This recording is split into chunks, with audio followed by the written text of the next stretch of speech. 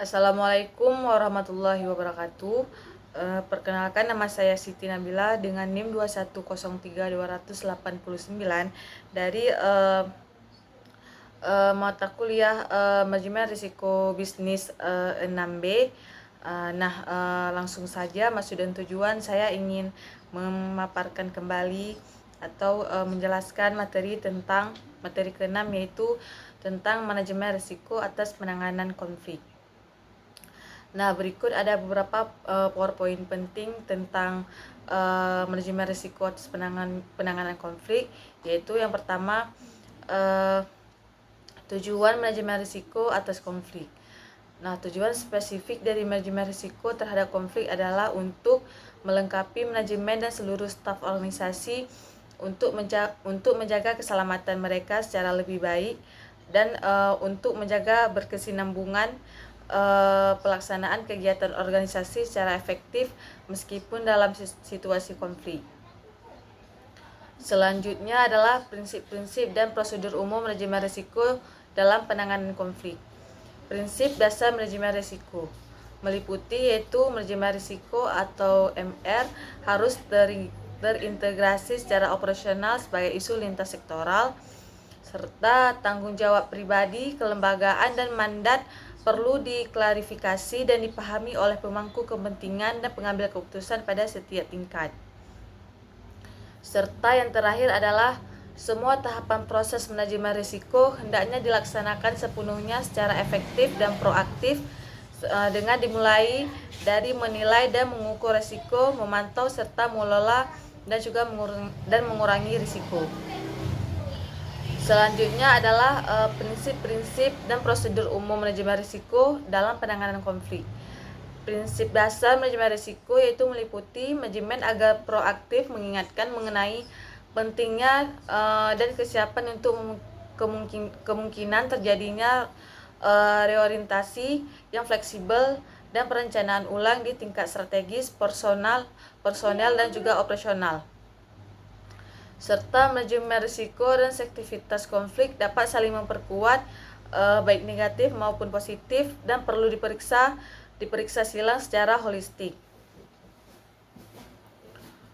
Selanjutnya, prinsip-prinsip dan prosedur umum manajemen risiko dalam penanganan konflik.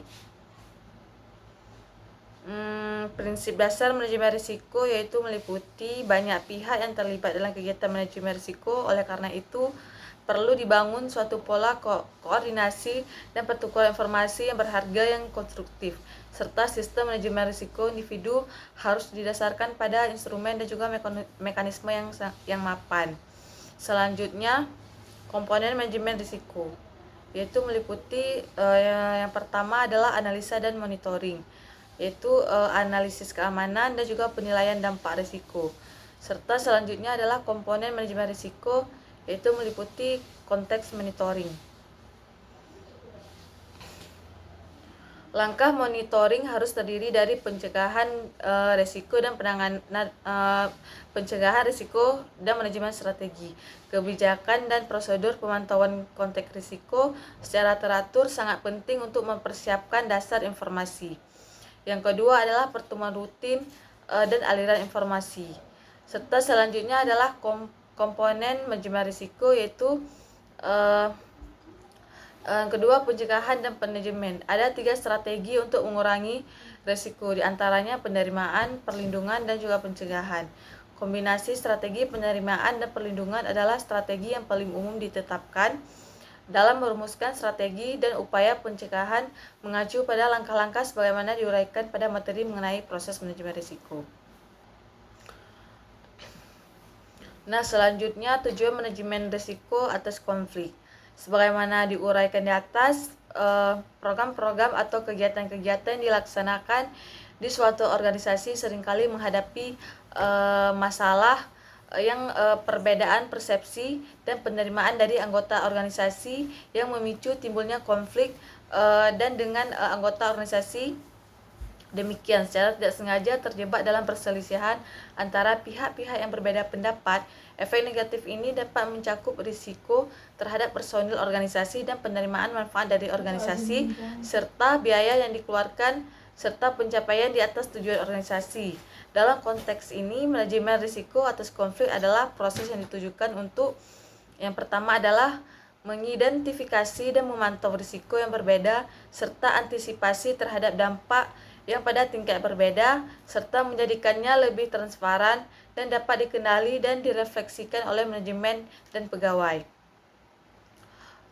Serta selanjutnya adalah identifikasi penyesuaian dan tindakan yang diperlukan, yaitu strategis, personel, dan operasional untuk mengurangi risiko sampai tingkat yang dapat diterima melalui pengurangan ancaman dan juga kerentanan. Selanjutnya adalah membangun struktur implementasi yang tepat untuk organisasi untuk guna memastikan kelanjutan praktik organisasi yang aman yang dapat berkontribusi pada pencapaian tujuan yang dibayangkan dalam jangka panjang. Keselamatan pegawai adalah prasyarat untuk semua organisasi. Oleh karena itu, manajemen risiko memperhitungkan keterkaitan erat antara keselamatan pegawai, orientasi operasional, dan tingkat sensitivitas konflik seperti dampak negatif yang tidak diinginkan, serta cara organisasi dan pegawai memandang konflik dari dalam dan di luar permasalahan yang memicu sebuah hal yang akan terjadinya konflik. Selanjutnya, strategi manajemen risiko atas konflik yang mungkin terjadi pada organisasi ini dimaksudkan untuk memandu seluruh insan organisasi dalam mengenali, menganalisis, dan merespons secara sensitif konflik dalam organisasi. Sangat penting bahwa semua kegiatan organisasi direncanakan dan dilaksanakan dengan tingkat pemahaman sebaik mungkin tentang penyebab konflik, seperti kemungkinan dampak dari aktivitas organisasi dan dampaknya pada berbagai tingkatan yang berbeda. Manajemen risiko atas konflik yang terjadi pada organisasi harus dikaitkan dengan konteks organisasi. Selanjutnya, tujuan spesifik dari manajemen risiko terhadap konflik adalah untuk melengkapi manajemen dan seluruh staf organisasi untuk menjaga keselamatan mereka secara lebih baik dan untuk menjaga berkesinambungan pelaksanaan kegiatan organisasi yang secara efektif meskipun dalam situasi konflik. Oleh karena itu, peningkatan kesadaran tentang kemungkinan efek timbal balik organisasi dan konflik satu sama lain serta penilaian strategis dan proses penyesuaian terhadap perubahan situasi menjadi sangat penting. Strategi manajemen risiko ini terutama didasarkan pada tiga pendekatan, yaitu penerimaan, perlindungan, dan juga pencegahan. Secara umum, berbagai alat dan komponen dari pendekatan ini digunakan dan digabungkan untuk merumuskan strategi manajemen risiko yang efektif. Dalam merumuskan strategi manajemen risiko yang efektif, terdapat beberapa pertanyaan dasar yang perlu dipertimbangkan, yaitu tren dan perubahan apa saja yang saat ini terjadi di lingkungan organisasi, seperti dinamika konflik, perubahan regional, pelaku yang terkait, tema, dan juga peristiwa, serta apa konsekuensi dari peristiwa perubahan ini terhadap keselamatan staf dan pelaksanaan kegiatan portofolio organisasi, serta apakah risiko terhadap personel dan portofolio organisasi masih dapat diterima, serta apa yang dapat dilakukan untuk mengurangi risiko ini. Strategi ini membantu untuk mengutamakan pendekatan manajemen risiko ke dalam semua kegiatan organisasi, memberikan layanan tanpa membahayakan akan sangat berkontribusi kepada reputasi dan citra positif organisasi. Citra positif yang dirasakan secara luas dari suatu organisasi adalah titik awal yang penting untuk mendapatkan penerimaan dari semua pemangku kepentingan seperti stakeholder dan menyelaraskan berbagai kepentingan stakeholder dan pihak-pihak yang berselisih yang seringkali disebabkan oleh ketidakpercayaan dan kemarahan dari masing-masing pihak yang berselisih. Meskipun intervensi dari organisasi yang berusaha untuk netral, sehubungan dengan pihak-pihak berkonflik menunjukkan bahwa tidak selalu berdampak pada pelaksanaan pekerjaan yang netral. Hal tersebut dapat berkontribusi pada peningkatan atau mengurangi konflik. Pertanyaan kuncinya adalah bagaimana kegiatan organisasi dapat dirancang dan diimplementasikan sedemikian rupa sehingga efek negatif dari konflik dapat dihindari atau dikurangi, dan bahwa citra positif dan reputasi organisasi dan stafnya tetap dapat dipertingkatkan.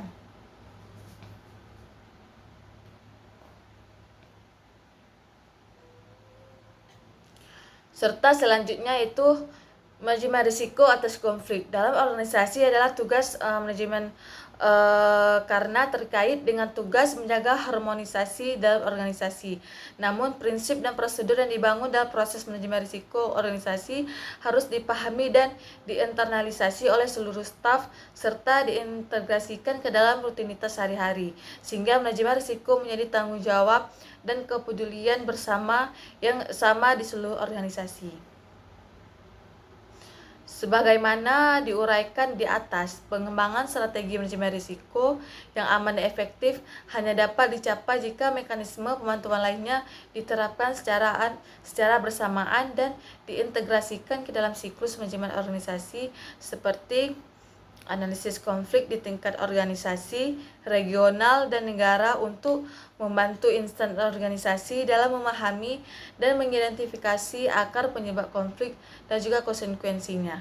Berdasarkan ini, organisasi akan lebih mampu merespons secara sensitif situasi yang ada guna menghindari konflik dan mengubahnya secara positif dengan mengembangkan hipotesis dampak yang realistis dan menerapkan langkah-langkah mitigasi risiko yang sesuai. Selain itu, analisis konflik akan berkontribusi untuk mengantisipasi dan juga mengidentifikasi kemungkinan risiko terhadap organisasi, investasi, dan tujuan keseluruhan organisasi.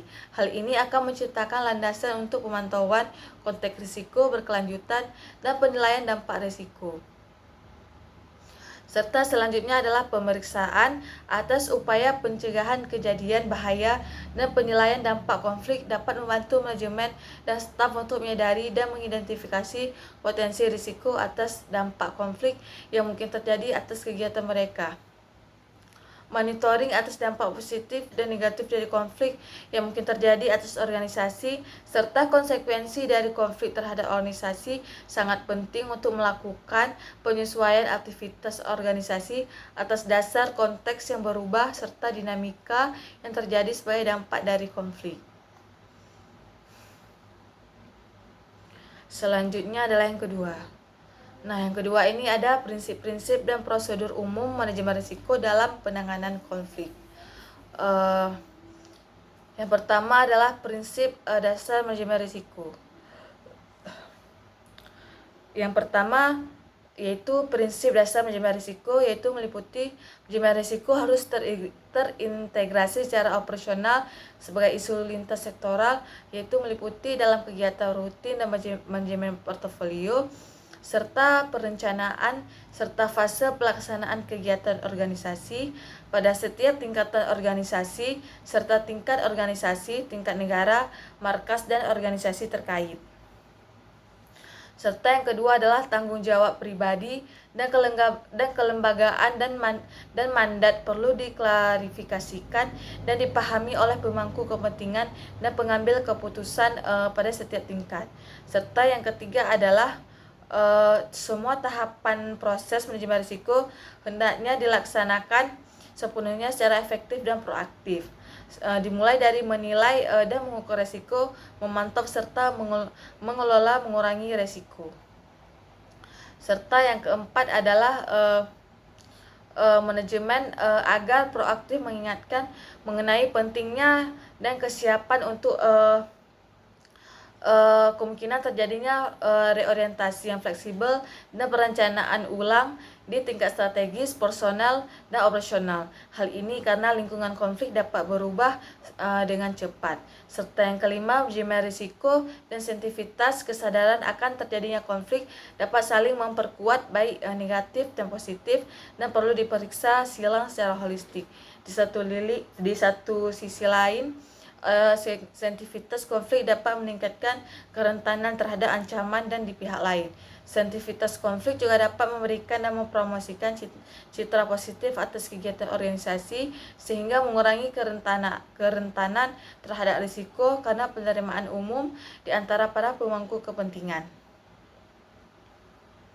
Nah, yang keenam adalah banyak pihak yang terlibat dalam kegiatan manajemen risiko. Oleh karena itu, perlu dibangun suatu pola koordinasi dan diperlukan informasi yang berharga yang konstruktif, serta sistem manajemen risiko individu harus didasarkan pada instrumen dan mekanisme yang mapan, seperti ketentuan perencanaan dan penanganan krisis, serta sistem informasi dan pemantauan hasil oleh unit kepatuhan dan pemilik risiko. Untuk kelengkapan pemahaman mengenai prinsip-prinsip manajemen risiko, selanjutnya ada yang kedua adalah komponen manajemen risiko. Desain strategi manajemen risiko biasanya sangat spesifik untuk situasi atau kondisi tertentu. Oleh karena itu, tidak ada satu pendekatan yang benar untuk semua kondisi. Dalam proses pengembangan manajemen risiko yang konsisten dan efektif, hendaknya mempertimbangkan kondisi atau situasi bersifat spesifik, serta mempertimbangkan hubungan yang ada antara kegiatan organisasi, potensi konflik, dan konteks tersebut.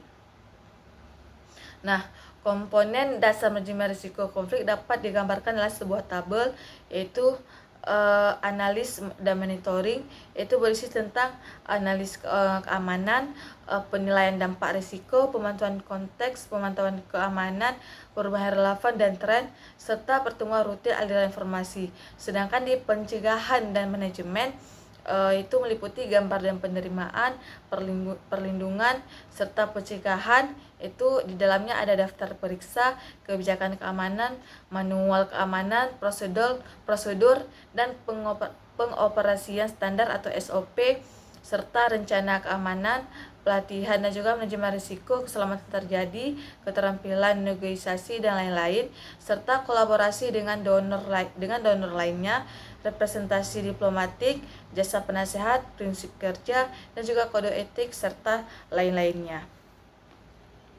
Nah, di analisa dan monitoring yaitu ada analis keamanan.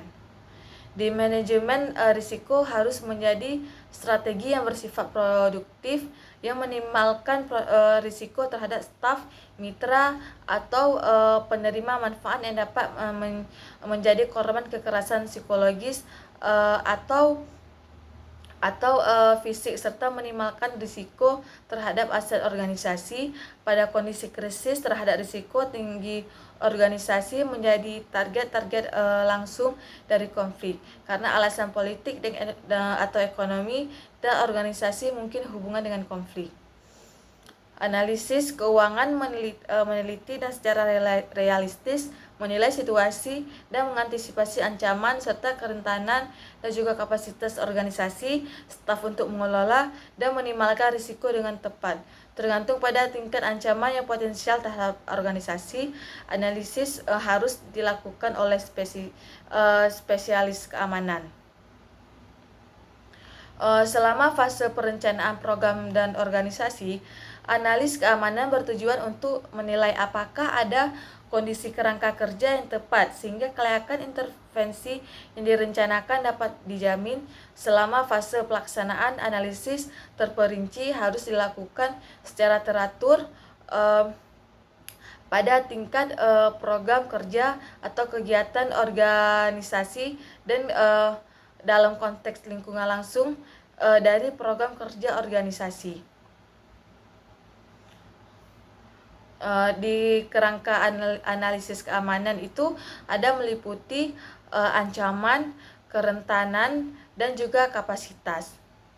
Nah, di ancaman itu apakah terdapat potensi terjadi bahaya dan cedera bagi staf, mitra, penerima manfaat dari aset organisasi, serta organisasi selain menghadapi ancaman dari eksternal, juga menghadapi ancaman dari internal organisasi, seperti perilaku staf yang tidak peka yang dihukum oleh para pihak yang bertentangan, serta kerentanan jika staf Penerima manfaat, mitra dan aset terpapar ancaman karena mereka berada di area konflik, mereka menjadi rentan. Kerentanan bervariasi menurut organisasi atau image organisasi, strategi, aktivitas, dan sebagainya, serta faktor individu yaitu meliputi seks, usia, dan tingkat pelatihan, jabatan, dan juga sebagainya. Serta kapasitas, yaitu kapasitas adalah sumber daya dan potensi yang dimiliki organisasi dan atau individu untuk meminimalkan dan mengelola kerentanan dan paparan ancaman melalui strategi penerimaan, perlindungan, dan pencegahan. Dari penjelasan di atas dapat disimpulkan bahwa suatu diklasifikasi sebagai risiko jika terkena atau rentan terhadap ancaman. Dengan demikian, staf atau pegawai mitra penerima manfaat diklasifikasikan sebagai aset beresiko. Jika salah satu tidak terkena ancaman, maka faktor risiko relatif lebih rendah. Dalam hal kapasitas organisasi, pengembangan kapasitas perlu dilakukan, misalnya melalui yang pertama adalah pelatihan staf tentang manajemen risiko, komunikasi, transformasi, konflik, dan juga keselamatan pribadi, serta asesmen, yaitu secara teratur dan mendapatkan pemahaman yang menyeluruh tentang situasi dan juga politik, ekonomi, dan juga konteks sosial dari organisasi, serta akses ke fasilitas dan informasi saluran komunikasi, dan juga berbagi informasi dengan pemangku kepentingan nasional dan juga internasional. Strategi manajemen risiko bertujuan untuk mengurangi ancaman dan kerentanan organisasi dan juga stafnya, dan secara aktif meningkatkan kapasitas organisasi untuk mengelola risiko secara tepat, yang dapat berkontribusi untuk mengurangi paparan terhadap ancaman dan menurunkan tingkat risiko pada tingkat yang dapat diterima. Selanjutnya adalah yang kedua, yaitu penilaian dampak risiko. Kemungkinan bahaya dan dampak yang mungkin sangat penting untuk penilaian situasi ini juga dapat mempengaruhi keputusan tentang tingkat risiko yang diterima oleh organisasi dan staf. Oleh karena itu, penilaian dampak risiko membantu organisasi dan staf untuk memperjelas masalah ini dengan mengajukan pertanyaan berikut. Nah, yaitu pertanyaannya itu seberapa besar kemungkinan risiko tertentu akan berdampak pada seseorang atau sesuatu, serta jika kemungkinan tertinggi, seberapa serius dampaknya. Penting untuk dicatat bahwa bahkan untuk risiko yang sama pada staf dan kegiatan organisasi yang berbeda cenderung memiliki tingkat risiko yang dapat diterima atau acceptable risk dan dampak yang berbeda. Hal ini dapat disebabkan oleh faktor eksternal seperti gender, etnis, usia, dan lokasi organisasi masing-masing. Dan faktor internal meliputi misalnya pengalaman psikologis dan metode dan juga mode pengiriman masing-masing. Oleh karena itu, manajemen dan staf perlu mengetahui tingkat penerimaan dan dampak untuk setiap risiko secara pribadi serta organisasi. Kondisi ini juga perlu dipantau untuk memberikan peringatan kepada manajemen ketika risiko bergeser dari yang dapat diterima ke kondisi yang tidak dapat diterima. Selanjutnya, secara umum, risiko dapat dianggap dapat diterima ketika hanya sedikit bukti dan tidak terlalu jelas bahwa kegiatan organisasi, staf penerimaan manfaat atau mitra telah menjadi sasaran dan juga kekerasan atas intimidasi yang serius, serta staf dapat terus bekerja tanpa secara fisik dan psikologis dirugikan dan aset organisasi tidak dirugikan. Secara umum, risiko dapat dianggap tidak dapat diterima ketika staf atau penerima manfaat, mitra, dan aset dirugikan dan menjadi target ancaman intimidasi atau kekerasan tertentu, sehingga penilaian situasi mengungkapkan bahwa orang dan aset mungkin akan dirugikan jika pekerjaan berlanjut tanpa tindakan proaktif yang sesuai.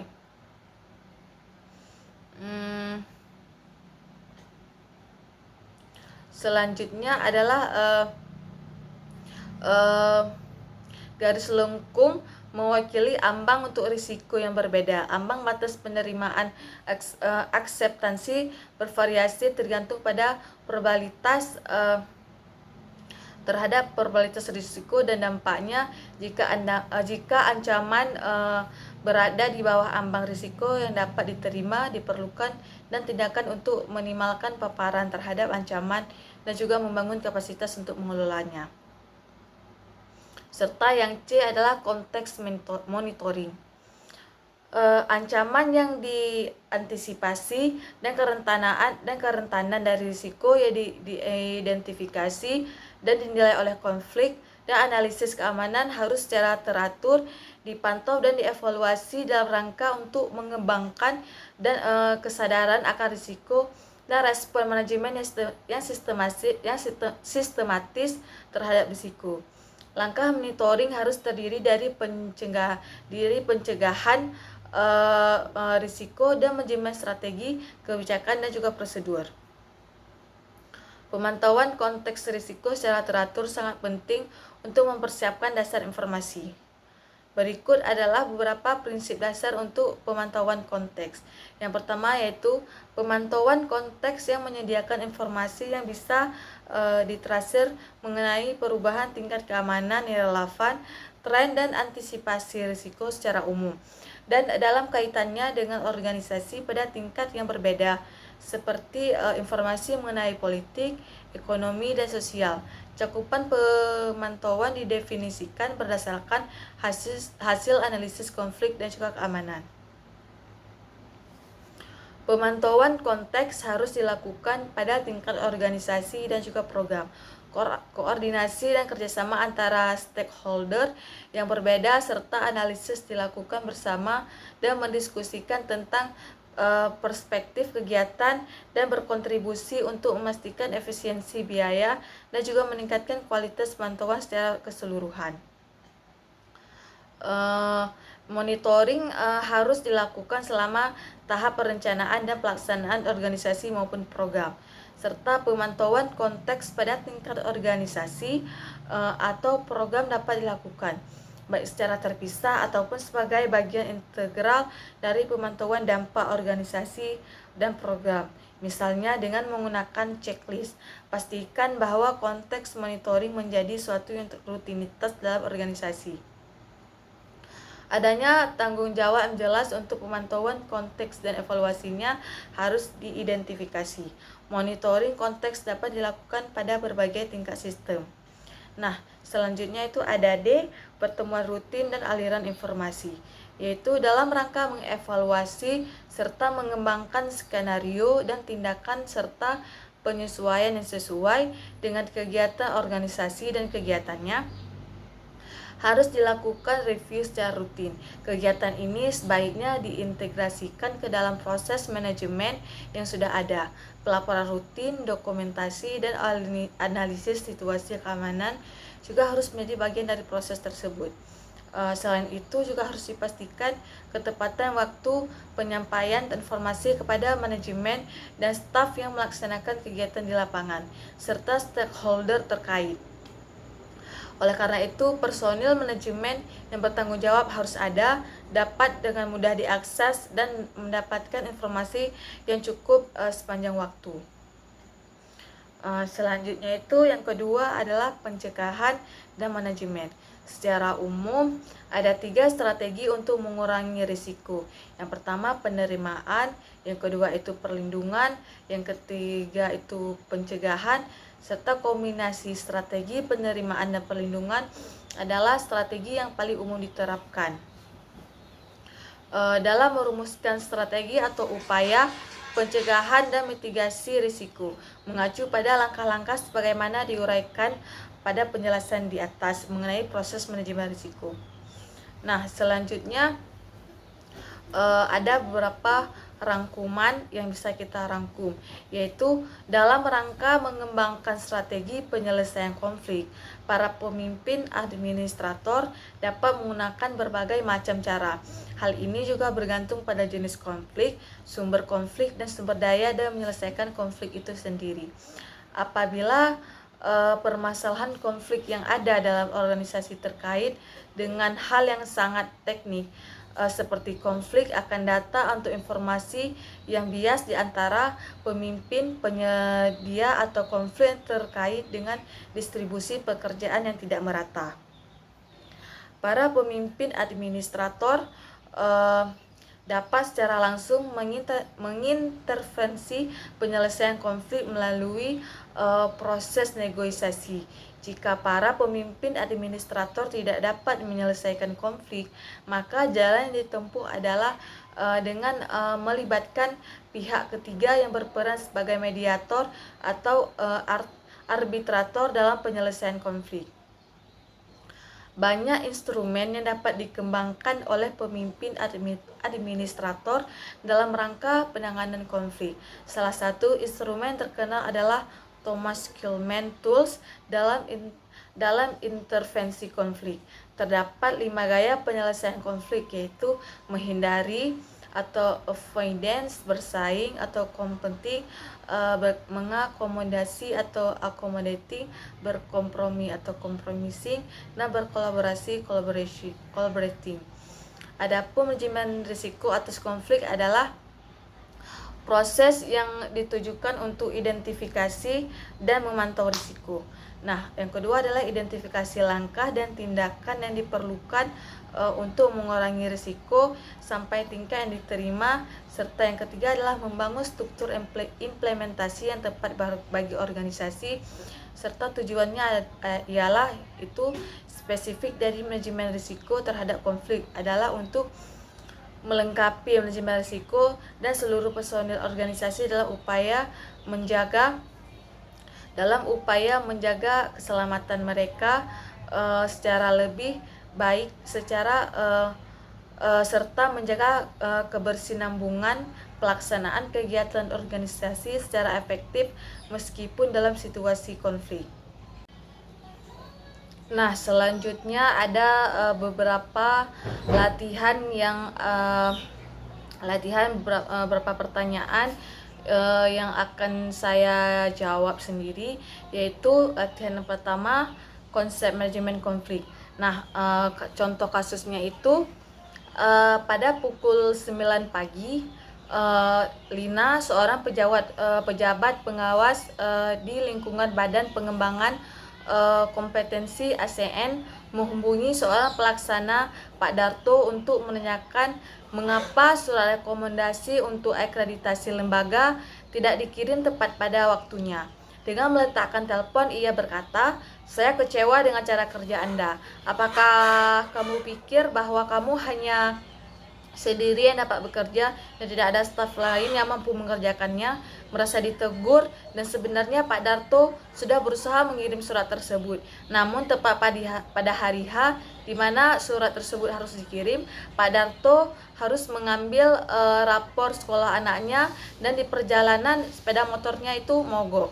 Nah, pertanyaan dari kasus tersebut yaitu apa sumber dari konflik yang sedang terjadi, dan yang kedua adalah jika Anda sebagai pejabat administrator yang bertanggung jawab atas situasi yang terjadi, dari mana Anda akan memulai mencari pemecahan masalah ini, serta pertanyaan yang ketiga adalah Anda dapat memilih satu cara penanggulangan konflik dan uraikan pendapatnya, serta yang keempat, hal positif apa yang dapat diambil dari konflik di atas. Nah, menurut saya pertanyaan-pertanyaan dari contoh kasus di atas adalah, yaitu menurut saya jawaban dari contoh kasus pertanyaan di atas adalah yang pertama, untuk jawaban yang pertama adalah sumber konflik yang sedang terjadi adalah kurangnya komunikasi dan pemahaman antara Lina dan juga Pak Darto, serta ketidakpuasan Lina terhadap kinerjanya Pak Darto. Selanjutnya untuk jawaban nomor 2 adalah Menurut saya, kalau saya sebagai seorang pejabat administrator, saya akan memulai mencari pemecahan masalah ini dengan melakukan pertemuan antara Lina dan Pak Darto untuk mendengarkan kedua belah pihak, mengidentifikasi masalah yang mendasarinya, serta uh, mencari solusi yang memenuhi kebutuhan dan harapan keduanya. Serta yang ketiga adalah salah satu cara penanggulangan konflik adalah dengan menggunakan pendekatan kolaboratif, di mana saya akan memfasilitasi dialog terbuka antara Lina dan Pak Darto untuk mencari solusi bersama yang memenuhi kepentingan keduanya. Saya akan membantu mereka memahami perspektif masing-masing dan mencapai kesepakatan yang adil dan memuaskan. Serta untuk jawaban nomor pertanyaan keempat adalah hal positif yang diambil dari konflik di atas adalah kesempatan untuk meningkatkan komunikasi, pemahaman, dan hubungan antara Lina dan Pak Darto. Konflik dapat menjadi momentum untuk memperbaiki kesalahpahaman, serta memperkuat kerjasama dan meningkatkan aktivitas kerja di lingkungan Badan Pengembangan Kompetensi ASN. Nah, untuk contoh konflik yang kedua, yaitu contoh kasusnya itu yaitu tentang prioritas penyelesaian konflik. Nah, contoh kasusnya itu adalah Betty, seorang pemimpin administrator, tengah menghadapi hal yang rumit terkait pertentangan antara dua pemimpin pengawas di bawah rentang kendalinya. Dua orang pemimpin pengawas, Pak Tito dan Bu Teti, sudah 1 minggu tidak masuk kerja.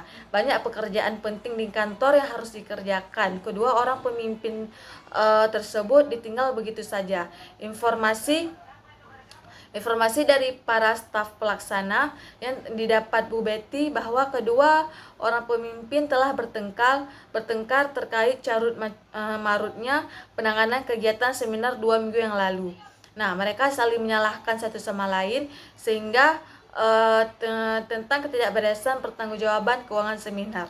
Nah, pertanyaan dari contoh kasus di atas adalah bagaimana cara saudara sebagai pemimpin administrator menyikapi kejadian tersebut, serta yang kedua adalah bagaimana saudara melakukan teknik-teknik mengidentifikasi masalah konflik, serta bagaimana saudara perumusan masalah konflik. Baiklah, saya akan menjawab pertanyaan tersebut. Untuk menurut saya jawabannya adalah yang pertama, sebagai pemimpin administrator, saya akan menyikapi kejadian tersebut dengan mengambil langkah-langkah sebagai mediator antara Pak Tito dan Bu Teti untuk menyelesaikan konflik yang terjadi. Langkah pertama adalah melakukan pertemuan dengan kedua belah pihak secara terpisah untuk mendengarkan keluhan dan perspektif mereka, kemudian melakukan pertemuan bersama untuk mencari solusi yang memuaskan kedua belah pihak. Serta yang kedua adalah untuk mengidentifikasi masalah konflik, saya menggunakan beberapa teknik, termasuk yaitu wawancara dengan pihak yang terlibat untuk memahami kronologi peristiwa dan alasan dibalik konflik antara Bu Teti dan Pak Tito, sehingga analisis dokumen terkait seperti laporan keuangan seminar untuk memahami aspek-aspek yang menjadi sumber perselisihan antara kedua belah pihak tersebut. Serta yang ketiga adalah observasi langsung terhadap interaksi antara Pak Tito dan Bu Teti untuk menangkap dinamika kegiatan perilaku lain mereka. Selanjutnya adalah perumusan konflik dilakukan dengan mengidentifikasi akar penyebab konflik dan menentukan penyelesaiannya. Nah, yang ketiga adalah perumusan masalah. Konflik dilakukan dengan mengidentifikasi akar penyebab konflik dan menentukan tujuan penyelesaiannya. Contoh perumusan masalah konflik dalam kasus ini seperti konflik antara Pak Tito dan Bu Teti terkait tanggung jawab keuangan seminar disebabkan oleh ketidakpahaman dalam proses pelaporan dan juga pengelola keuangan. Tujuan penyelesaian adalah mencari solusi yang adil dan transparan untuk menyelesaikan ketidaksepahaman tersebut dan mengembalikan kerjasama produktif di antara kedua pihak. Nah, selanjutnya ada beberapa tambahan tentang manajemen penanganan konflik. Nah, itu penerapan manajemen risiko dalam organisasi pemerintahan. Nah, dunia dengan teknik informasi saat ini telah mengalami perubahan yang sangat cepat. Hal ini membuat organisasi bisnis maupun organisasi pemerintah ikut mengalami perubahan. Perubahan tersebut membuat organisasi dalam melakukan kegiatan untuk mencapai tujuan dan sasarannya menghadapi banyak tantangan, kendala atau kehambatan, baik kecil maupun besar. Bahkan dapat menjadi ancaman atau peluang. Kendala dan ketidakpastian akibat dari kegiatan sebuah organisasi biasa kita kenal sebagai risiko. Setiap orang sangat familiar terhadap risiko. Dalam perilaku sehari-hari, setiap orang akan datangnya suatu risiko akibat dari perkataan, perbuatan maupun keadaan. Misalnya, tindakan seseorang mengikuti asuransi kesehatan. Hal ini mencerminkan pengelolaan risiko terhadap akan biaya pengobatan saat datang sakit tak terduga. Pepatah yang sangat populer seperti setia payung sebelum hujan menggambarkan bagaimana orang memahami risiko terjadinya hujan dan mengelola risiko tersebut. Dalam Kamus Bahasa Indonesia, pengertian risiko adalah akibat yang kurang menyenangkan atau merugikan, membahayakan dari suatu perbuatan atau tindakan. Nah, menurut Sumarno, pengertian dari risiko adalah suatu kondisi yang timbul karena ketidaksepatian dengan seluruh konsekuensi tidak menguntungkan yang mungkin terjadi. Sehingga risiko dapat diartikan sebagai dampak negatif atas pencapaian tujuan. Terjadinya dampak negatif tersebut disebabkan dari keadaan yang tidak pasti, di mana jika terjadi suatu keadaan yang tidak dihendaki dapat menimbulkan suatu kerugian. Risiko berhubungan dengan ketidakpastian ini terjadi oleh karena kurangnya atau tidak tersedianya cukup informasi tentang apa yang akan terjadi. Sesuatu yang tidak pasti dapat berakibat dan menguntungkan atau merugikan sebuah organisasi mempunyai tujuan dan sasaran yang ingin dicapai untuk mewujudkan visi misinya. Dalam pencapaian organisasi terdapat banyak kemungkinan yang terjadi yang dapat mengakibatkan tujuan tidak tercapai sesuai yang diharapkan.